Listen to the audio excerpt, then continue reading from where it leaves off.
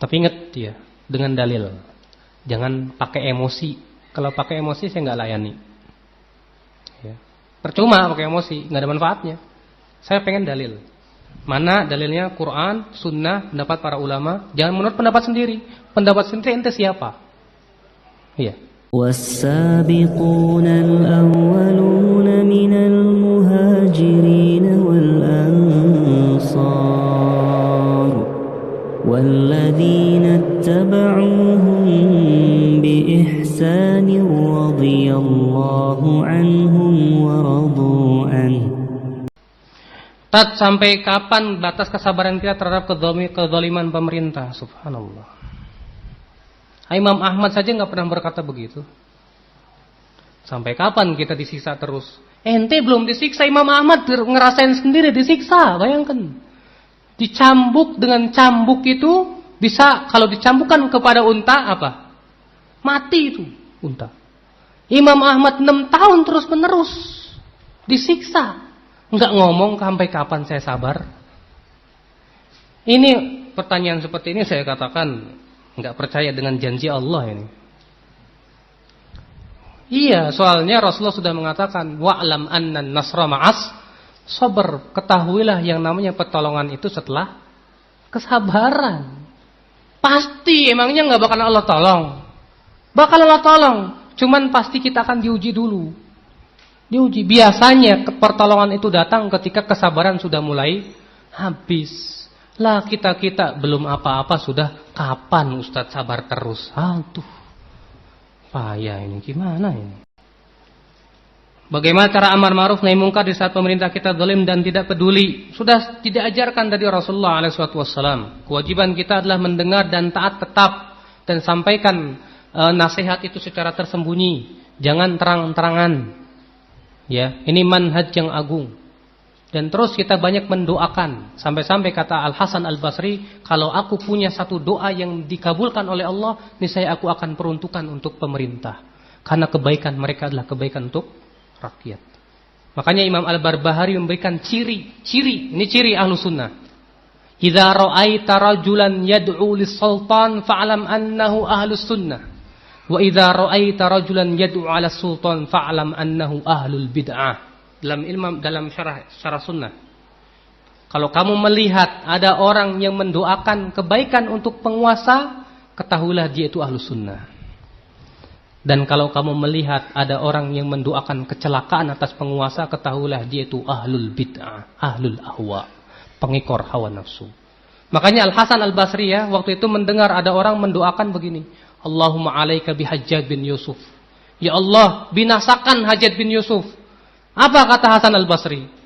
La taf'al, waihak, celaka kamu, jangan kamu lakukan itu. Demi Allah aku takut, kata Al-Hasan Al-Basri, kalau Allah kabulkan doa kamu itu, kemudian Hajjaj binasa, Allah gantikan dengan monyet dan babi. Artinya dengan yang lebih buruk. Ente tahu dari mana? Kalau ternyata Allah gantikan dengan lebih baik, ayo. Ketika kamu mendoakan, semoga nih penguasa kita ini hancur, tahu-tahu Allah kabulkan, digantikan dengan yang kayak Hajjaj bin Yusuf, ente disembelih. Siapa yang salah? Kewajiban kita doakan supaya penguasa itu diberikan bimbingan wahyu oleh Allah, hidayah, taufik. Ini seharusnya. Ya. Karena kebaikan penguasa adalah kebaikan untuk rakyat.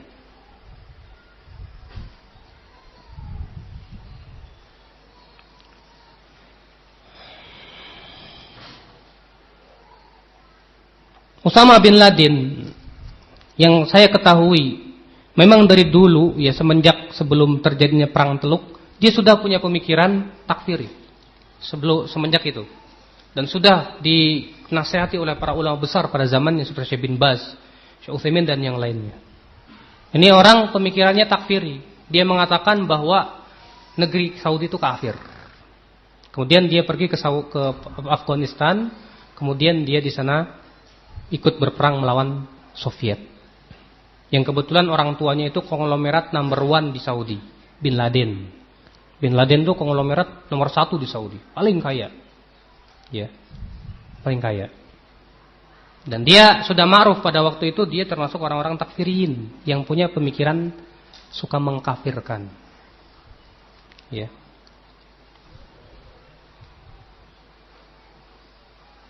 Seorang mu'alaf akhwat mau nikah, orang tuanya masih Nasrani, siapa yang jadi wali? Ya, wali sultan, penghulu. Ya. Yang menjadi wali adalah penghulu, yaitu sebagai ganti daripada sultan. Ya, sebagaimana sabda Rasulullah SAW, ana waliyun man la waliya walahu. Aku akan yang menjadi wali orang yang tidak punya wali.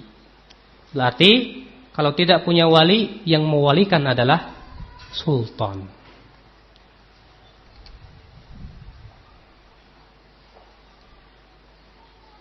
Di tempat ana ada halaqah, sebuah firqah mengaku sebagai penegak khilafah Islamiyah. Bagaimana pendapat Ustadz tentang firqah itu? Pertama, antum pernah enggak dapat keterangan dari dalil dari Al-Quran maupun Sunnah atau asar ataupun yang lainnya, kalau Rasulullah ketika dakwah di Mekah itu tujuannya menegakkan khilafah? Sok, saya tantang, satu saja dalil yang mengatakan bahwa Rasulullah tujuannya ketika dakwah di Mekah itu menegakkan khilafah. Satu saja dalil bahwa para rasul dan nabi sebelum Rasulullah tujuannya adalah untuk menegakkan khilafah. Tidak ada satupun dalil. Semua nabi dan rasul tujuan dakwahnya adalah apa? Memurnikan ibadah kepada Allah Subhanahu wa taala. Adapun khilafah itu adalah janji bagi mereka yang siapa? Orang yang beriman dan bertakwa kepada Allah dan beramal saleh. Sudah janji. Kalau kita semuanya kaum muslimin di Indonesia, qadarullah semuanya beriman, bertakwa, beramal saleh, semuanya Masya Allah, Allah akan berikan. Tapi kalau kaum muslimin sekarang senangnya dukun, senangnya korupsi, senangnya, gimana mau diberikan? Ya, salah siapa kan gitu? Innallaha la yughayyiru ma biqaumin hatta yughayyiru ma bi anfusihim. Allah tidak akan merubah suatu kaum sampai diri mereka sendiri merubah dirinya sendiri. Mulai dari diri sendiri. Ini, ya, jadi para nabi tujuan dakwah mereka bukan menegakkan khilafah, tapi untuk li'ila'i kalimatillah. Ya, li'ila'i kalimatillah. Menegakkan kalimat Allah setinggi-tingginya. Makanya jarang nabi dan rasul yang mendapatkan khilafah kecuali beberapa saja. Nabi Sulaiman, Nabi Daud, ya. Selainnya Nabi Nuh 950 tahun dapat khilafah enggak? Enggak. Nabi Yahya, Nabi Zakaria dapat khilafah? Tidak. Rasulullah dapat, alhamdulillah. Ya. Tapi sekali lagi, khilafah bukan tujuan. Salah besar kalau dalam berdakwah tujuannya khilafah. Tujuan kita adalah untuk supaya mengeluarkan manusia dari menyembah kepada selain Allah menuju penyembahan kepada Allah saja. Itu. Ya. Makanya ketika Rasulullah SAW hijrah ke Madinah, apakah yang pertama kali ditegakkan adalah daulah? Daulah bukan? Bukan. Pertama kali beliau tegakkan masjid, taksis. Ya. Taksis. Makanya Ibnu Taimiyah berkata tentang masalah ini, ya, bahwa ketika kaum muslimin dalam keadaan lemah, maka berlaku kepada mereka ayat-ayat sabar. Kewajiban kita sabar. Kita ini di Indonesia kaum muslimin memang jumlahnya mayoritas, ya akhi, tapi lemah, nggak punya kekuatan. Kekuatan apa kita? Kewajiban kita ya sabar, terus berdakwah kepada Allah Subhanahu wa taala. Terus kita memohon kepada Allah supaya diberikan kekuatan hati kita di atas agama ini. Kewajiban kita begitu. Ya. Ini di dunia kaum muslimin sekarang ini lemah. Karena zaman sekarang orang Yahudi betul-betul menguasai segala-galanya. Ya, dari segi persenjataannya, dari segi ininya semuanya dikuasai orang Yahudi. Hatta televisi, ya, program-programnya mereka yang menguasai. Bagaimana ente mau memerangi, ya, orang Yahudi sementara televisi masih ada di rumah ente nonton? Ente gimana? Ya. Mau menegakkan khilafah sementara ente sendiri masih jadi musuh Allah. Enggak mungkin. Bagaimana sikap Anda terhadap halaqah firqah tersebut? Tinggalkan. Rasulullah bersabda dalam hadis yang sahih, la taqumus sa'ah hatta yultamasul ilmu minas sighar. Tidak akan tegak hari kiamat sampai ilmu itu diambil dari sighar. Siapa sighar? Kata Ibnu Mubarak, hum ahlul bid'ah. Mereka adalah ahli bid'ah. Artinya nanti di akhir tanda-tanda hari kiamat ilmu itu diambilnya dari ahli bid'ah. Sebagian ulama mengatakan sighar di sini orang yang kecil ilmunya. Sedikit ilmunya. Ya. Tidak boleh. Rasulullah sendiri yang melarang. Makanya Imam Malik melarang kita belajar dari 4 orang. Imam Malik melarang kita belajar dari 4 orang ya akhi. Siapa saja? Ya 4 orang itu. Ya. Imam Malik melarang dari 4 orang siapa saja? Yang pertama ahli bid'ah. Yang kedua orang yang banyak meriwayatkan hadis tapi enggak paham mana yang sahih, mana yang dhaif. Yang ketiga banyak lalainya. Ya. Yang ketiga, yang keempat yang suka ngikutin hawa nafsu. Ini yang seperti ini, jangan kata Imam Malik kita ngambil ilmu dari orang seperti itu. Iya. Iya. Sufantum yang mereka halaqah khilafah, apakah mereka itu rata-rata ulama? Wala ulama. Ya. Lihat. Makanya antum lihat. Apakah sunnah Rasul hanya pada pakaian saja penampilan? Sunnah Rasul bukan cuma penampilan saja dong. Semua, karena Islam itu universal. Aqidatan, wa muamalatan, wa ibadatan. Semuanya, hatta dalam berpakaian kita hidupkan sunnah Rasul. Kalau ada orang berkata, cukup yang penting kan hatinya baik. Enggak bisa. Hati yang baik akan baik apabila terlihat dalam amalan. Kalau amalan yang buruk itu akibat dari hati yang buruk. Ya. Makanya sunnah Rasulullah SAW bukan hanya pada penampilan tapi juga pada akidah, keyakinan. Juga pada akhlak, pada muamalah. Bagaimana kita bergaul dalam kehidupan sehari-hari. Kita ikuti sunnah Rasul semuanya. Ya. Demikian pula pada penampilan, pakaian. Kita perlihatkan bahwa kita seorang muslim. Ya. Jangan malu untuk memperlihatkan saya muslim. Saya subhanallah salut kepada mereka-mereka seperti saya punya teman ya di sana itu. Di mana? Di Duku Jamrud. Orang Kristen baru masuk Islam. Dia berkata, demi Allah, saya ketika baru masuk Islam itu merasa bangga kalau saya pakai pakaian muslim. Saya disebut muslim, bangga sekali. Aneh kita yang muslim, jelas-jelas muslim, gak bangga dengan keislaman kita, bingung gitu. Ya. Bahkan memperlihatkan keislaman kayaknya malu banget. Mau bawa Al-Quran saja diangkut itu sampai dibungkus-bungkus yang rapi. Sementara orang Kristen bawa Injil kemana-mana, bangga lihat tuh lihat. Naif sekali umat Islam. Iya. Kita seharusnya bangga, nih, I am Muslim kan gitu. Perlihatkan keislaman kita dengan apa pakaian-pakaian muslimnya dan yang lainnya. Sejauh mana Ustadz memenuhi tentang jihad? Apa ini tulisannya?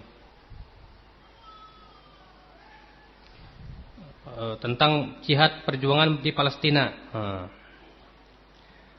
Akhil Islam. Ya. Yang ada di Palestina memang jelas ini merupakan musibah yang menimpa kaum muslimin. Ya. Dan musibah seperti ini jelas setiap muslim akan merasa sedih. Akan tetapi di dalam hal permasalahan menyikapinya, apakah setiap muslim harus pergi ke sana? Antum semuanya harus pergi ke sana? Tidak. Tidak ada satupun ulama yang berfatwa demikian. Ya, Tapi semampu kita. Antum mampunya kirimkan uang, silakan. Kalau mampunya cuma bisa dengan mendoakan, doakan. Ini yang pertama. Yang kedua, bahwasannya terjadinya musibah-musibah yang ada di kaum muslimin, baik itu di Palestina, di Bosnia, dan di Maluku kemarin dan yang lainnya. Kita harus bisa mengambil apa sebab semuanya itu. Kayak dokter sebelum mengobati penyakit, dilihat dulu sebabnya apa. Dari sebab itu nanti akan diobati. Kenapa kaum muslimin sampai dihinakan orang-orang kafir pada zaman sekarang? Lihat sebabnya dong dulu. Sebetulnya itu sudah ada di dalam Al-Quran. Lihat, ketika terjadi kekalahan di perang Uhud, kaum muslimin kalah. Diabadikan oleh Al-Quran untuk dijadikan sebagai peringatan oleh orang-orang setelahnya. Allah berfirman, dalam surat Ali Imran, Allah berfirman, awalamma asabatkum musibatun qad asabtum mislaiha qultum anna hadza qul huwa min indi anfusikum. Apakah ketika kalian ditimpa musibah, qad asabtum mislaiha qultum anna hadza, padahal kalian telah mendapatkan kesenangan lebih dari itu perang menang di perang Badar. Kalian pun berkata, anna hadza, bagaimana kami kok bisa kalah di perang Uhud? Allah berfirman, qul, katakan hai Muhammad, huwa min indi anfusikum, itu semua gara-gara kalian juga. Gara-gara kalian. Kenapa kaum muslimin kalah di perang Uhud? Karena pasukan pemanah waktu itu diperintahkan Rasulullah jangan turun, menang kalah jangan turun. Apa yang terjadi ketika melihat ghanimah yang banyak? Turun. Melihat itu Khalid bin Walid mengambil kesempatan, membalik dari arah berputar ke arah belakang, kemudian menyerang kaum muslimin dari segala arah, kalah kaum muslimin. Diabadikan oleh Al-Quran. Kenapa kaum muslimin kalah? Karena dosa salah sendiri. Di perang Hunain, kaum muslimin pertama kali kalah. Kemudian Allah menangkan. Apa gara-garanya? Sebabnya apa? Allah abadikan juga. Baca makanya Al-Quran. Allah berfirman dalam surat At-Taubah, laqad nasarakumullahu fi mawatin katsirati wa yauma Hunain idz a'jabatkum kasratukum falam tughni 'ankum syai'a wa dhaqat 'alaikumul ardu bima rahubat tsumma wallaitum mudbirin. Sungguh kami telah menolong kalian di tempat di peperangan yang banyak dan ketika perang Hunain. Ingat, ketika kalian merasa bangga dengan jumlah yang banyak. Lihat. Bangga dengan jumlah yang banyak. Falam tughni 'ankum syai'a. Ternyata jumlah yang banyak itu tidak bermanfaat untuk kamu sedikit pun juga. Fadhaqat 'alaikumul ardu bima rahubat. Kemudian bumi yang luas menjadi sempit buat kalian. Tsumma wallaitum mudbirin, lalu kalian pun lari tunggang langgang ke belakang. Setelah itu apa? Setelah mereka bertaubat, Allah menangkan. Jadi sebab utama kalahnya kaum muslimin karena apa? Berpaling dari agama Allah. Di perang Yarmuk, di perang yang dikenal dengan perang Jisr pada zaman Umar bin Khattab, ini sejarah membuktikan ya akhi, dengarkan ini, tolong dicamkan. Ketika itu perang antara Romawi dan pasukan Yazjri, dengan kaum muslimin yang di bawah pasukan Abu Ubaidah ibnul Jarrah, yang kemudian berperang di atas sebuah jembatan di atas sungai, yang waktu itu berakhir dengan kekalahan kaum muslimin. Kalah kaum muslimin. Akhirnya dikirimkanlah kabar kepada Umar bin Khattab. Umar pun merasa aneh. Kata Umar, demi Allah tidak mungkin kaum muslimin kalah. Karena Allah sudah memberikan perjanji bahwa Allah pasti akan memberikan kemenangan kaum muslimin. Kalau bukan karena kesalahan kaum mukminin sendiri ini. Langsung Umar datang ke tempat kejadian. Apa yang terjadi? Ketika Umar sholat, dilihat shofnya bengkok. Memperhatikan shof sholat. Kata Umar, demi Allah, gara-gara ini kalian kalah. Atur saf. Diluruskan saf. Kemudian berperang, menang. Gara-gara meninggalkan saf kalah. Gimana kalau kaum muslimin berbuat syirik, berbuat bid'ah, berbuat maksiat? Gimana akan menang? Makanya kewajiban sekarang kita kaum muslimin dakwah dulu. Serukan dulu, perbaiki masalah akidah. Ya, kita datangkan dulu sebab kemenangan itu. Kalau cuma menggembor-gemborkan saja, tanpa kita mau ya memperbaiki akidah kaum muslimin, ibadah kaum muslimin, menyelamatkan dari kesyirikan, bid'ah, khurafat, kaif kita akan mendapatkan kemenangan ya akhi? Abadan. Makanya kita lihat dulu kenapa sebab kaum muslimin dihinakan pada zaman sekarang itu kenapa? Sebabnya tidak ada lain karena kaum muslimin jauh dari agamanya. Dan ini persis dengan sabdakan Rasulullah SAW dalam hadis yang sahih. Idza tabaya'tum bil'inah wa akhadtum adnabal baqar wa raditum biz-zar' wa taraktumul jihad sallallahu alaikum dhullan la yanzi'u ankum hatta tarji'u ila dinikum. Kalau kalian disibukkan dengan jual beli dengan cara inah, riba. Kalian mengikuti ekor sapi, disibukkan dengan peternakan dan pertanian, dan kalian meninggalkan jihad di jalan Allah. Allah akan jadikan kalian hina, dan Allah tidak akan cabut kehinaan itu dari kalian sampai kapan? Sampai kalian kembali kepada agama, sampai kalian kembali kepada agama kalian. Hadis sahih. Dalam riwayat yang lain yang diriwayatkan oleh Abu Daud dan yang lainnya, Rasulullah bersabda, ya yushikul umam an tada'a bikum kama tada'al akalatu ala qas'atiha. Hampir-hampir umat Islam ini bagaikan hidangan yang diperebutkan oleh orang-orang lapar. Rasulullah memberikan permisalan, Rasul itu umat Islam itu bagaikan hidangan. Kenapa? Karena memang negeri-negeri Islam itu rata-rata kaya. Indonesia penuh dengan kekayaannya, Malaysia, Brunei, semuanya kaya. Makanya Rasulullah memberikan permisalan bagaikan hidangan yang diperebutkan oleh orang-orang lapar. Kemudian para sahabat bertanya, ya Rasulullah, famin killatina yawma idzin? Apakah waktu itu kaum muslimin sedikit, hai Rasulullah? Maka Rasulullah bersabda, la, tidak. Bal antum kuthur. Tapi kalian tuh banyak jumlahnya. Walakin gusaun ka gusa'is sail. Tapi jumlah yang banyak itu seperti buih yang dibawa oleh banjir. Antum lihat, kalau habis Jakarta habis kebanjiran, yang ditinggalin apa? Hah? Kotoran, sampah, ular, dan yang lainnya. Itu di dalam kaum muslimin sekarang adanya. Tukang korupsi, curanmor, tukang, belum lagi orang yang suka berbuat bid'ah, syirik, khurafat, yang suka datang ke dukun lagi, mistik dan yang lainnya. Itu yang dipenuhi oleh buih-buih ini. Ya. Kemudian Rasulullah bersumpah, wallahi, demi Allah, la yanzi'annallahu an qulubi aduwikum ar-rahba minkum. Allah akan cabut rasa takut musuh kalian terhadap kalian. Pada zaman Rasulullah, Allah tolong Rasulullah dengan rasa takut yang ada di dalam hati musuh selama sebulan perjalanan. Sebulan belum mau diserang sudah ketakutan duluan. Tapi Rasulullah di sini mengatakan nanti Allah akan mencabut rasa takut, rasa musuh-musuh itu dari kalian. Rasa takut musuh itu kepada kalian. Jadi musuh itu tidak takut lagi kepada kita. Kemudian Allah akan jadikan dalam hati kita kalian itu sebuah penyakit al-wahn. Para sahabat bertanya, famal wahnu ya Rasulullah? Apa itu wahan ya Rasulullah? Kata Rasulullah, hubbud dunya wa karahatul maut. Cinta dunia dan benci mati. Makanya, ini sebab kenapa umat Islam zaman sekarang dihinakan oleh Allah. Sebabnya tiada lain karena kaum muslimin jauh dari agamanya. Dari akidah yang benar, dari ibadah yang benar, masih dicampuri dengan hal-hal yang menyimpang dari syariat.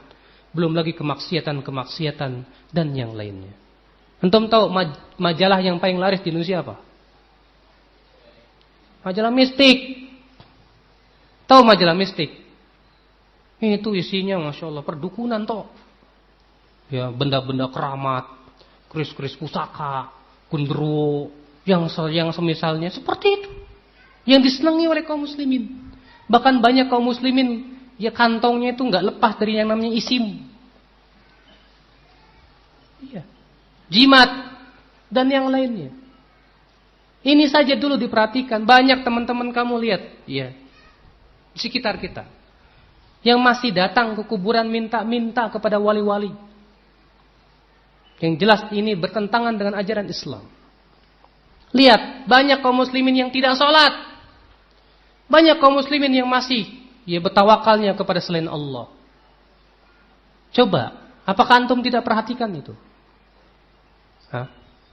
Adakah musibah yang lebih besar daripada musibah seperti ini yang menimpa kaum muslimin? Kalau yang musibah kaum muslimin dibunuhi, ya alhamdulillah, mereka insyaallah akan diampuni oleh Allah, sebagaimana sabda Rasulullah, "Inna ummati ummatun marhumah, laisa laha adabun fil akhirah, inna ma adabuha fid dunya bil qatli waz zalazil wal fitan." Umatku ini umat yang disayangi oleh Allah, tidak akan diadab nanti di akhirat. Adabnya cuma di dunia dengan cara dibunuh, diberikan gempa dan fitnah. Kalau kaum muslimin ada yang dibunuh orang kafir, itu nanti di akhir dibebaskan dari api neraka insyaallah taala. Tapi kalau kaum muslimin akidahnya rusak dan keropos, siapa yang akan bisa membela dia dari api neraka? Musibah yang lebih besar mana ya akhi? Dari kehancuran akidah, kehancuran iman dan erosi. Antum harus lihat. Ya, pandang coba. Kalau antum mengatakan, antum, hai Ustadz, apa perjuangan untuk Palestina? Saya balik bertanya, apa perjuangan ente untuk menyelamatkan akidah Islam? Karena ini lebih besar. Iya. Kalau dalam Islam hanya pemimpin saja atau pendai saja yang boleh berbicara, mungkin saya sama keluarga Islam. Ini mohon maaf aja, Ustaz. Iya. Kayaknya yang menguasai kaum ini hanya Ustaz aja, gitu ya. Iya. Mungkin saya ingin bertanya secara langsung. Silakan.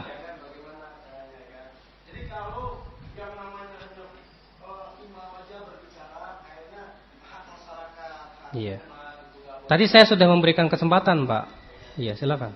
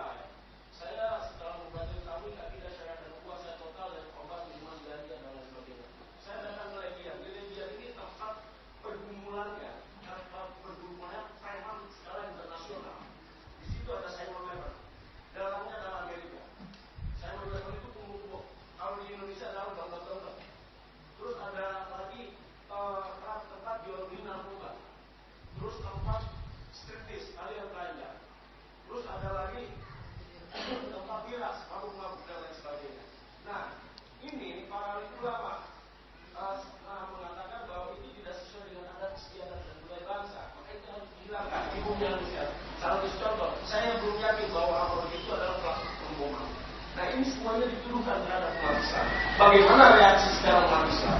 Karena pada saat penggerbekan Amrodi di dalam rumahnya itu tidak ada barang bukti. Setelah ditahan 1 bulan kemudian ada barang bukti, maka Amrodi mengatakan, hakim ketua, hakim anggota, jaksa, penuntut umum, dan penasihat hukum, juga terakhirnya, Amrodi, jujur, adil, Allah Akbar. Sidik jari siapa yang ada dalam Islam? Kenapa hari ini umat Islam selalu dituduh dan penghukuman? Kenapa sekarang umat Islam pada diam? Ini mana Islam al-Jasaidi wahidatan? Islam itu satu pendirian, satu pemikiran, satu ucapan pandangan dan perilaku. Bohong. Ahlus Sunnah wal Jamaah hanya mengatasnamakan Nabi Muhammad tidak pernah memecah belah umat, Nabi Muhammad tidak pernah memecah belah bangsa, Nabi Muhammad mampu mempersatukan umat Islam sedunia. Hari ini ngaku Ahlus Sunnah wal Jamaah, tapi tidak pernah mampu mempersatukan umat Islam. Ini paling benar. Saya yang baru mempelajari syariat Islam dengan tauhidnya, tidak saya berubahnya, bingung mana yang paling benar. Kalau disebutkan ini paling benar, akhirnya saya klaim semuanya nggak benar karena persatuan dan kesatuan Islam tidak ada dalam hal ini. Mana buktinya? Umat Islam dijolimi, pabrik minuman diadakan, Udah jelas, wa malam yakum bima anzalallahu fa ulaika humul fasiqun situ. Siapapun orang yang memutuskan perkara bukan yang berdasarkan dari turunkan Allah, maka mereka itu adalah serusak-rusaknya manusia. Hari ini jelas kelihatannya menciptakan premanisme dengan mabuk-mabuk. Karena apa? Ditransfer dalam undang-undang harus menghargai menghormati sesama umat beragama. Nah, satu botol minuman aja ada di tengah-tengah masyarakat adalah pelecehan terhadap umat Islam, menentang ajaran-ajaran Islam, dan umat Islam hari ini pada diam. Mana buktinya di sini? Jihad, memerangi kebatilan, bohong. Terus korupsi. Kalau saja korupsi itu istilahnya secara baik-baik aja bilang nggak bisa, kan harus dengan kekuatan. Kekuatan nggak bisa, ya kan, dengan kekuatan ya. Terus nggak bisa juga dengan ucapan nggak bisa juga dengan hati. Kalau hati juga nggak bisa, itu selama-lamanya iman. Apakah kita akan tinggal dalam selama-lamanya iman? Diam terus. Nah, setiap ayat ada, saya kurang begitu paham ya, tapi saya pernah baca dan pernah saya dengar bahwa setiap orang yang beriman dan bertakwa kepada Allah, apabila mendengarkan ayat-ayat Allah, maka bergetar. Artinya bergetar secara makna yang terkandung dalam ibadah dalam bergerak. Yaitu tidak diam, maka menyusun kekuatan. Apa? Antum langsung ke pertanyaan aja kalau memang mau bertanya, saya bertanya. Hal ini, pertanyaan saya singkat, ya. Apakah kita pantas dikatakan umat Islam sementara dalam Islam, ya, ada cara berkeluarga dalam Islam, ada cara bermasyarakat dalam Islam, ada cara perekonomian dalam Islam, ada cara dalam kepemimpinan dalam Islam, dan ada cara memerangi kebatilan sampai perang Uhud, perang Hunain, perang Ahzab dan lain sebagainya. Apakah di Indonesia akan mampu merealisasikan hal seperti itu yang dicontohkan oleh Rasulullah? Sunnah Rasul bukan hanya untuk sholat tarawih atau sholat. Nah, itu Pak ya. Betul. Ya, terima kasih kepada Bapak yang begitu semangat menggebu-gebu. Pertama ya, sudah saya katakan pertama ya. Mungkin Bapak tadi tidak ikut mukadimahnya. Bahwasanya di dalam berbicara masalah agama jangan hanya sebatas semangat saja. Kewajiban kita adalah mengikuti manhaj wahyu yang telah digariskan oleh Allah dan Rasulnya dalam Al-Quran dan Sunnah, dan dipahami oleh para sahabat, tabi'in dan tabi'ut tabi'in, serta para ulama, para pengikut mereka. Sebab kalau kita tidak dibimbing oleh para ulama, dengan siapa lagi? Apakah kita biarkan orang-orang awam yang berbicara tentang masalah agama sampai hancur agama ini? Tidak. Rasulullah SAW sabda, innallaha la yaqbidul ilma intiza'an yantazi'uhu min sudurir rijal, walakin yaqbidul ilma biqabdil ulama, hatta idza lam yubqi 'aliman ittakhadha an-nasu ru'usan juhalan fasu'ilu fa'aftau bighairi ilmin fadallu wa adallu. Sesungguhnya Allah tidak mencabut ilmu itu dengan sekali cabut dari dadanya para manusia, tapi Allah cabut dengan diwafatkannya para ulama. Sehingga ketika ulama itu meninggal, orang-orang akan mengambil para pemimpin-pemimpin, para ustadz-ustadz yang bodoh. Mereka ditanya, mereka pun berfatwa tanpa ilmu, mereka sesat dan menyesatkan, kata Rasulullah. Makanya saya dari tadi Bapak tidak pernah membawakan perkataan wala dari Al-Quran, wala sunnah, wala pernah para salafus saleh. Yang ada adalah sebatas semangat saja. Ya. Maka dari itu, pertama Pak ya, untuk merealisasikan apa yang kita inginkan, berupa realisasinya yaitu hukum Allah di muka bumi, terutama di Indonesia. Pertama kita harus mengikuti bagaimana tata cara Rasulullah SAW berdakwah. Ini yang pertama. Yang kedua, kita pun harus berusaha untuk mempelajari Islam itu sendiri. Bapak mau jihad tapi nggak pernah belajar fikih jihad. Sekarang saya tanya pada Bapak, Bapak pernah baca Sahih Abu Daud, Sunan Sahih Bukhari tentang masalah fikih jihad? Pernah baca dari awal sampai akhir? Bisa sebutkan satu hadisnya? Kemudian apa yang Bapak pahami dari itu? Kembali lagi ya, ini dalam pemikiran kan untuk benar-benar kita diberikan oleh Allah untuk berpikir. Maaf Pak ya, Bapak berpikir Bapak ini telah menguasai ilmu agama secara dalam, atau ulama? Maaf, kalau Bapak ulama saya akan layani. Tapi Bapak ini belum pernah belajar tentang ilmu wala syai'. Apalagi Bapak tadi menyebutkan bahwa Bapak preman tadinya. Jadi kepastian yang akan keluar logika. Dan logika dalam Islam nanti dulu. Kita pengen wahyu. Satu ayat, ulama yang buka, siapa ulama? Al-Quran. Nah sekarang, kalau undang-undang hukum, umpamanya dia lalu lintas. Iya. Nah pada saat lewat pelanggar lalu lintas, otomatis bukan rambu-rambu yang dikejar-kejar, tapi adalah apa yang ditugaskan untuk menindak. Nah yang salah. Betul. Nah sekarang, Al-Quran sebagai pedoman itu, hukum Allah, aturan Allah, wahyu. Pada saat melanggar menentang hukum Allah, mana umat Islam yang bertindak? Ya subhanallah. Pertama, ketika Rasulullah SAW ya di Mekah dalam keadaan lemah. Waktu itu Khabbab bin Al-Arat disiksa sampai ditusuk tubuhnya dengan apa? Besi. Rasulullah melewati Khabbab bin Al-Arat sedang disiksa. Secara logika seharusnya Rasulullah bisa saja minta, ya Allah hancurkan mereka. Karena Rasulullah Rasul, bukan seperti kita. Kita siapa? Bukan Rasul. Sampai Khabbab bin Al-Arat berkata kepada Rasulullah, ya Rasulullah, ala tastansir lana? Kenapa engkau tidak memohon pertolongan kepada Allah saja? Ala tad'u lana? Kenapa engkau langsung tidak berdoa kepada Allah saja supaya kita langsung menang? Kata Rasulullah, sesungguhnya orang-orang sebelum kalian ada yang digergaji, ada yang disisir besi, tapi mereka tetap kuat di atas agama mereka. Walakinnakum qaumun tasta'jilun. Tapi kalian itu terlalu tergesa-gesa. Ketergesa-gesaan ini yang menjadikan kaum muslimin terhalang. Bapak dan saya niatnya sama, ingin berusaha supaya umat Islam tahu tentang hukum Allah. Cuma ya kita berusaha untuk sabar, untuk mengajarkan manusia, mengajarkan ilmu supaya mereka kembali kepada agama Allah Subhanahu wa taala. Ataupun hanya kita sebatas semangat-semangat saja tanpa didasarkan kepada ilmu ya. Yang ada kata Syekh Utsaimin al-awatif bagaikan angin yang ribut saja. Sekali lagi sudah saya bawakan dari perkataan Sahal bin Tusturi ya. Bin Shalih al-Tusturi bahwa tidaklah suatu kaum mengagungkan dua, ulama dan umara, kecuali Allah akan perbaiki dunia dan akhiratnya.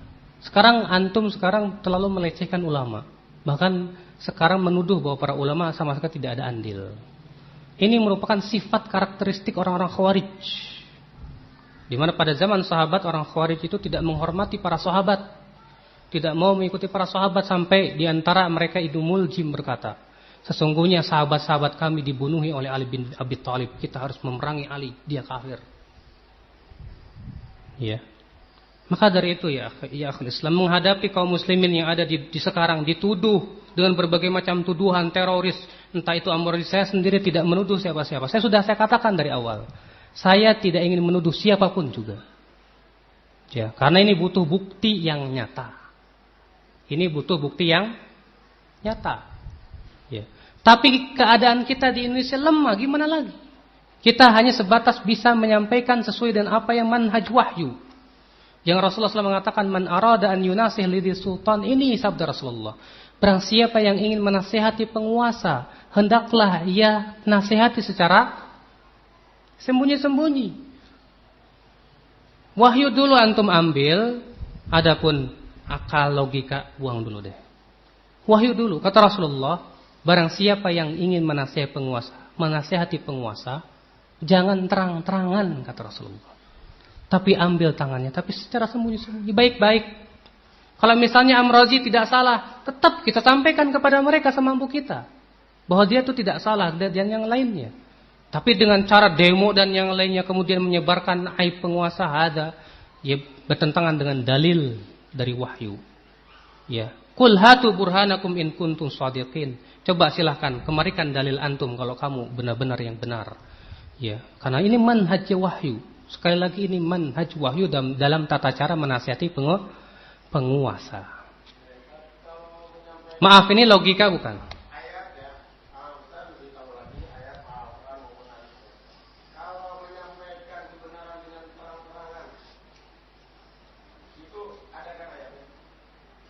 Hah? Kalau menyampaikan kebenaran secara terang-terangan itu diwajibkan. Tapi Bapak pernah belajar ilmu usul fikih nggak Pak? Nggak pernah ya? Saya tanya, kalau kebenaran dengan terang-terangan yang ada ya. Mungkin Ustaz lebih paham lagi kan, lebih tahu lagi, lebih apa lagi dari saya. Itu ada nggak ayat menyampaikan kebenaran dengan terang-terangan? Ada ayat, saya akan bacakan kepada Bapak ya. Idhaba ila fir'auna innahu tagha. Hai Musa dan Harun, pergilah kepada Fir'aun, sesungguhnya Fir'aun itu melampaui batas. Faqula lahu qawlan layyinan. Katakan kepada Fir'aun dengan kata-kata yang lembut. La'allahu yatadzakkaru aw yakhsha. Mudah-mudahan dia mau ingat atau takut. Nabi Musa disuruh oleh Allah ketika mengingkari kemungkaran Fir'aun supaya pergi langsung kepada Fir'aun. Dan katakan dengan kata-kata yang lembut. Itu Fir'aun. Sekarang ada yang lebih hebat dari Fir'aun? Fir'aun adalah mbahnya Togut. Sekarang pemerintah kita dengan Fir'aun lebih kafir mana? Al-Quran. Maaf Pak, saya berbicara dengan Anda nggak ada manfaatnya. Dari tadi Bapak itu selalu menolak Al-Quran dan hadis dengan pendapat antum. Saya katakan ini jelas merupakan bentuk penolakan terhadap Al-Quran dan hadis. Secara tidak sadar Bapak ingin memerangi Al-Quran dan hadis. Saya tidak menerima lagi ya segala sesuatu yang sifatnya seperti ini. Saya ingin dalil, jelas dalilnya. Tadi Allah sudah mengajarkan. Saya pengen dalil. Karena ini kita beragama berdasarkan wahyu, bukan menurut akal dan perasaan, tidak. Agama kita berdasarkan wahyu. Mana? Antum ket. Ya. Saya minta kepada Anda ayatnya nggak pernah dikasih. Gimana coba? Malah nyuruh saya membawakan ayat. Ya saya bawakan ayat tadi. Bagaimana Nabi Musa menasihati Fir'aun. Tapi Anda tetap aja nggak mau. Padahal itu sudah ayat Al-Quran.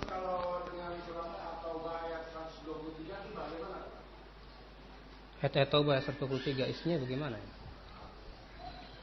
Antum hafal nggak? Apa isinya? Coba. Jahidul kuffar wal munafiqina waghlub alaihim. Jihadilah orang kafir, munafik dan bersikap keraslah terhadap mereka. Lihat ya pertama. Ayat berbicara seperti itu, hadis pun berbicara yang lain lagi. Kita tidak boleh mempertentangkan antara ayat dan hadis. Pertama, ayat mengatakan berjihadlah melawan orang kafir dan orang munafik dan bersikap keras. Yang kedua, Rasulullah menyuruh kita berlemah lembut kepada penguasa. Bahkan Rasulullah Allah menyuruh Nabi Musa untuk bersikap lemah lembut kepada Fir'aun dalam menyampaikan kebenaran. Ketika itu Fir'aun dan Nabi Musa dalam keadaan masih lemah. Makanya Ibnu Taimiyah mengatakan, ketika kaum muslimin lemah, berlaku pada mereka ayat-ayat sabar. Tapi ketika kaum muslimin kuat, punya kekuatan yang luar biasa, berlaku pada mereka ayat-ayat perang. Sekarang kita keadaannya lemah. Punya kemampuan apa itu? Ya. Punya kemampuan apa kita? Subhanallah. Makanya ya akhi, para ulama berbicara bukan dengan hawa nafsu. Makanya antum coba lihat, ya, bagaimana Ibnu Taimiyah berbicara dalam kitabnya Amar Ma'ruf Nahi Munkar. Bagaimana para ulama? Coba lihat lagi.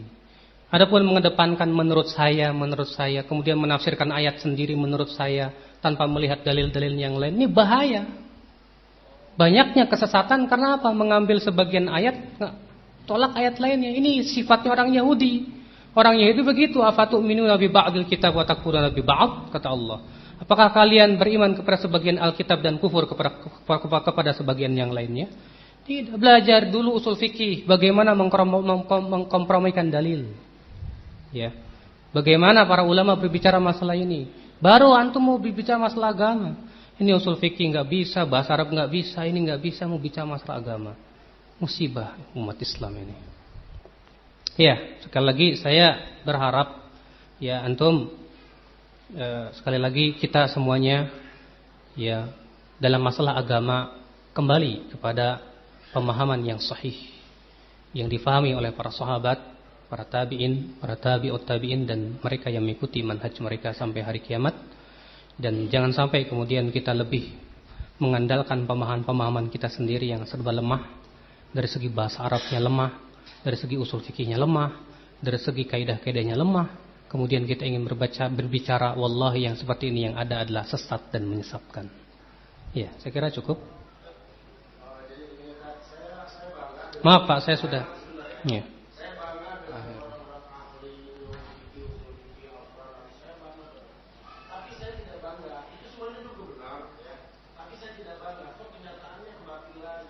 Maaf Pak ya, yang membanggakan para ulama itu Allah dan Rasulnya.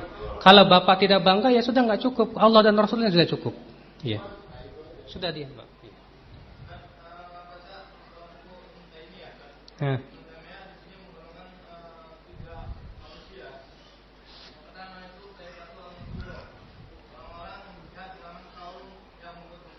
Iya.